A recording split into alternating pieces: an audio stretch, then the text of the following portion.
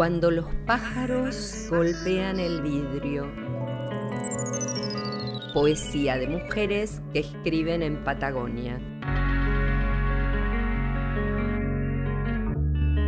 Porque tener amigas poetas salva el día. Salva el día. Nuestra amiga poeta de hoy, Florencia Lobo. Nacimiento. Fui madre una vez. Cuando el canto del tordo anunció el presagio, puse flores de notro entre mis piernas para que crecieras fuerte y vigoroso. Ese día no probé ningún erizo, ni quebré con mis manos huesos de ave para que nacieras sin heridas en el pecho. Las mujeres que me acompañaban, madrecitas, acercaron el alimento y fuego hasta la choza. Después de parir, fui hasta un arroyo, me llevé agua a la boca y cuando estuvo tibia, la regué sobre tu pecho hasta limpiar todo resto de mi cuerpo en el tuyo.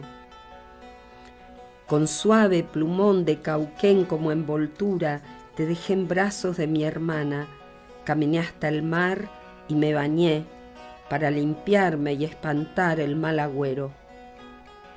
2 años después, cuando supe que estarías largo tiempo entre nosotros, te puse un nombre, para que nunca olvides el lugar que te dio sitio y calor y familia en este mundo.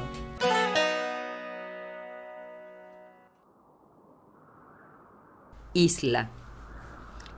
La isla urdió sus redes con artilugio maestro. Es posible obviar el mar, pero no el viento. Y el viento aúlla siempre todo lo que el resto calla.